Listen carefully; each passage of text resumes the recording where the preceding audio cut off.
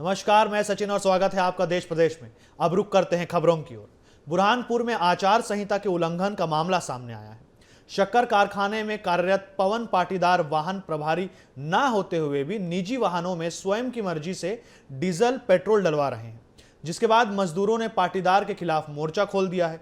मजदूर नेता का कहना है कि ये सोची समझी साजिश रची जा रही है। ये कारखाना हित में नहीं होने के कारण पवन पाटीदार को तुरंत निलंबित किया जाना चाहिए। इसके लिए कलेक्टर भव्या मित्तल को ज्ञापन भी सौंपा गया है। नवल सिंह सहकारी शक्कर कारखाना बुरहानपुर जिले का एकमात्र एक ऐसा उद्योग है जिससे लाखों लोग जुड़े हुए हैं। वहाँ पर अंधेर नगरी चौपट राजा जैसा काम चल रहा है। पवन पाटीदार द्वारा एक ही वाहन में एक बार पेट्रोल डाला जा रहा है, एक बार डीजल डाला जा रहा है। इस प्रकार से यानी ऐसा कोई वाहन नहीं देखा जिसमें पेट्रोल से भी चले और वही वाहन डीजल से भी चले। इस प्रकार से वो बिल पेश कर करके और एक नहीं अनेक बिल पास कर रहा है। क्या शिकायत और किस संबंध में शिकायत है आपकी? ये हमारी शिकायत है नवल सिंह में कारखाने में कार्यरत एक ऑफिस सुपरिटेंडेंट पवन पाटीदार के खिलाफ है। पवन पाटीदार जी जो है वो पूर्व में भी 3 बार सस्पेंड हो चुके हैं और बिना कोई जांच के वो फिर से उस संस्था में पदस्थ हो गए और फिर उन्होंने फिर इस बार और गलती कर दी। इस बार उन्होंने हमारे कारखाने के वाहन छोड़कर किसी अन्य वाहनों में डीजल पेट्रोल डलवाया है, जबकि निर्वाचन आचार संहिता लगी हुई है। बुरहानपुर जिले के कलेक्टर और एसपी ने मतदान केंद्रों का निरीक्षण किया। इस दौरान वे ग्रामीणों को मतदान की अपील किया। कलेक्टर भव्या मित्तल ने लोगों को जागरूक करते हुए कहा कि आप सभी को मालूम है कि 13 मई को लोकसभा चुनाव है। इस दिन सभी को घर से निकलकर मतदान जरूर करना है। वहीं एसपी देवेंद्र कुमार पाटीदार ने भी ग्रामीणों से मतदान के लिए प्रेरित किया। उन्होंने मतदान केंद्रों की व्यवस्थाओं का जायजा लिया।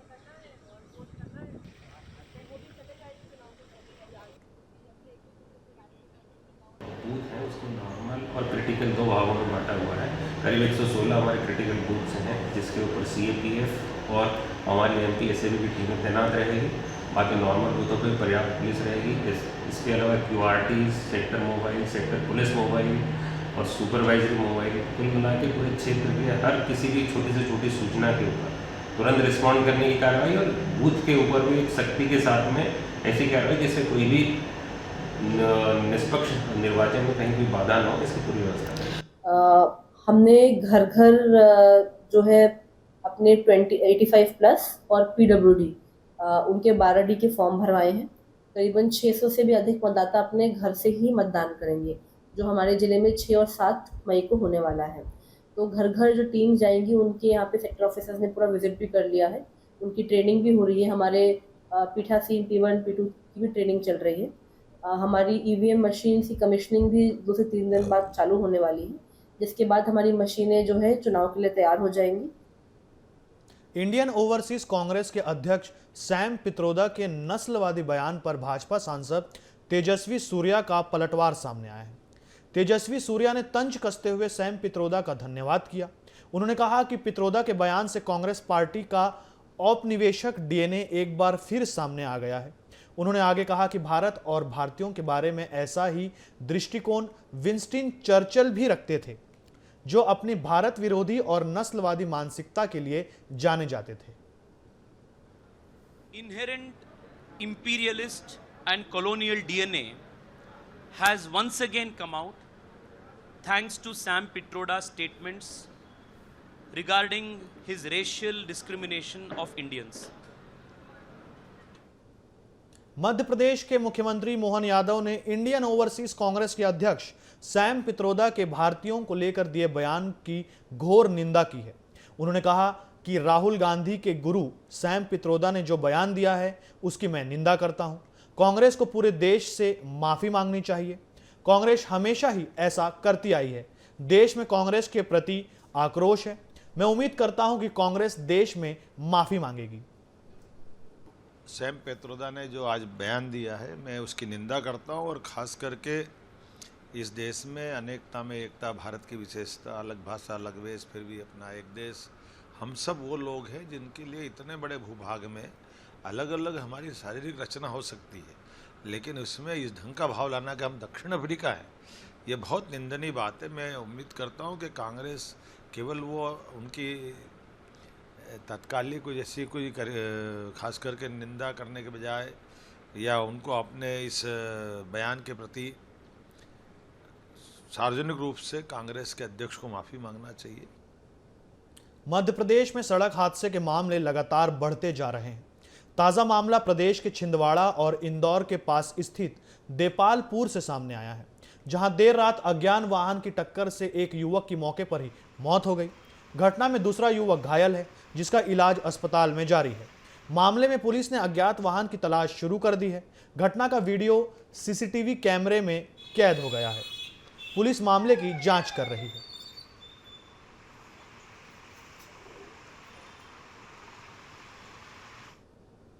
छत्तीसगढ़ के पूर्व मुख्यमंत्री व कांग्रेस नेता भूपेश बघेल चुनाव प्रचार के लिए ओडिशा पहुंचे। उन्होंने कालाहांडी में कहा कि चुनाव को लेकर लोगों में भारी उत्साह है।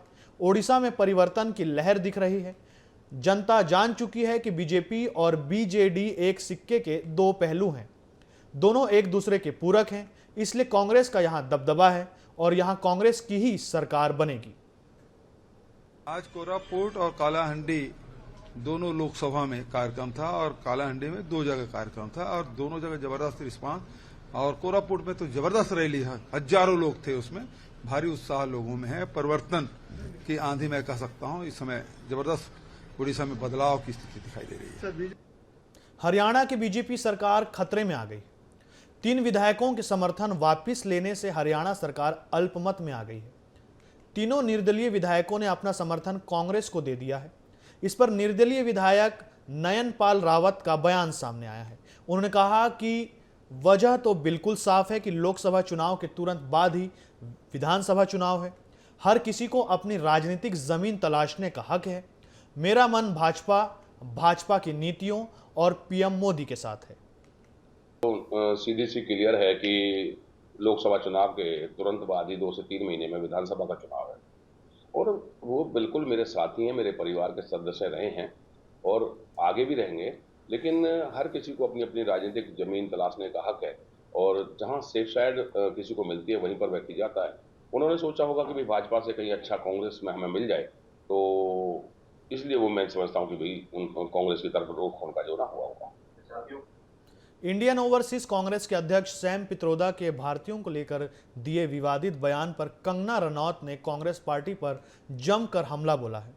मंडी से भाजपा उम्मीदवार कंगना रनौत ने कहा कि कांग्रेस हमेशा भारत को टुकड़ों में देखती है और इसलिए उनकी पार्टी टुकड़े टुकड़े गैंग से भरी हुई है। हमारी सभ्यता सबसे पुरानी है, हम इस गुलामी के चिन्ह से कब निकलेंगे? सिर्फ इसलिए कि राहुल गांधी इटालियन है, इसलिए हम सब पर यह थोप दिया गया है कि कोई अफ्रीकन है तो कोई अरब है। क्यों? क्योंकि राहुल गांधी, सोनिया गांधी और प्रियंका गांधी का मूल डीएनए इटालियन है, इसलिए वे पूरे भारतवर्ष पर एक पहचान थोप रहे हैं। यह बहुत ही निंदनीय बयान है। हम सब भारतीय हैं और यही हमारी पहचान है। कांग्रेस की जो एक मानसिकता है, जो उसकी फंडामेंटल जो सोच है, वो यही सोच है कि भारत को हमेशा टुकड़ों में देखते हैं और शायद इसीलिए कांग्रेस पार्टी जो है वो टुकड़ा गैंग से भरी हुई है। और इतनी भद्दी बात कहना, हमारी जो सिविलाइजेशन है वो ओल्डेस्ट सिविलाइजेशन है। बनारस को ऐसी सिटी बताया जाता है कि जो विश्व की सबसे पुरानी संस्कृति है। तो ये भी तो हो सकता है कि भारत के डीएनए सब वर्ल्ड में ट्रैवल किए हों। ऐसा क्यों? भारत की अपनी हमेशा कोई आइडेंटिटी क्यों नहीं हो सकती? हम ये गुलामी के चिन्ह से कब निकलेंगे? सैम पित्रोदा के नस्लवादी बयान पर राजनीति गर्मा गई है।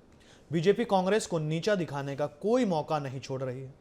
केंद्रीय मंत्री अनुराग ठाकुर ने भी उन पर हमला किया है। उन्होंने कहा कि एक बार फिर कांग्रेस का असली चेहरा देश के सामने आया है, जो जातिवाद, क्षेत्रवाद पर राजनीति करती है। उन्होंने आगे कहा कि जब ये लोग पीएम मोदी के विकास का मुकाबला नहीं कर पाए, ईमानदारी का मुकाबला नहीं कर पाए, तो ओछे, हथकंडे और बयानों पर उतर आए हैं। एक बार फिर कांग्रेस का असली चेहरा देश के सामने आया है, जो जातिवाद, क्षेत्रवाद, इस पर राजनीति करती है, तुष्टीकरण की राजनीति करती है, और अब तो एक स्तर और नीचे गिर गई है। जातिवाद पर इस तरह की टिप्पणी कि अगर आप पूर्व के हो तो चाइनीज दिखते हो, पश्चिम के हो तो अरब की तरह दिखते हो, उत्तर के हो तो अंग्रेज की तरह दिखते हो, दक्षिण के हो तो अफ्रीकन की तरह दिखते हो, ये किस तरह की सोच है? पूर्व उप मुख्यमंत्री तेजस्वी यादव ने पीएम मोदी पर तंज कसा है। तेजस्वी यादव ने कहा कि सूर्य भगवान का पश्चिम से उगना, रेगिस्तान में मछली मारना, भाजपा नेताओं से मुद्दों की बात सुनना असंभव है। इन्हें बताना चाहिए कि पीएम ने कितनी नौकरियां दी। ये मंदिर मस्जिद पाकिस्तान करते हैं और बीजेपी से सिर्फ बेकार की बातें सुनने को मिलती हैं। कोई भी भाजपा का एक नेता मुद्दे की बात कर रहा है क्या? कौन क्या चाह रहा है, क्या कह रहा है? देखो, चार चीज असंभव है। हमने पहले भी कहा कि सूर्य भगवान का पश्चिम से उगना, रेगिस्तान में मछली मारना, आसमान में पेड़ लगाना और भाजपा और मोदी जी के नेताओं से मुद्दे और काम की बात सुनना। बिहार के पूर्व उप मुख्यमंत्री तेजस्वी यादव जहानाबाद में चुनावी सभा को संबोधित किया। इस दौरान वे सहारा लेकर लड़खड़ाते कदमों से मंच पर पहुंचे। मंच में उन्होंने कहा कि वे कमर दर्द की शिकायत के बाद भी आपके बीच आया हूं। उन्होंने कहा कि बेरोजगारों के दर्द के आगे उनका दर्द कुछ भी नहीं है। वहीं पीएम मोदी के रोड शो पर उन्होंने कहा कि हम जॉब शो करेंगे।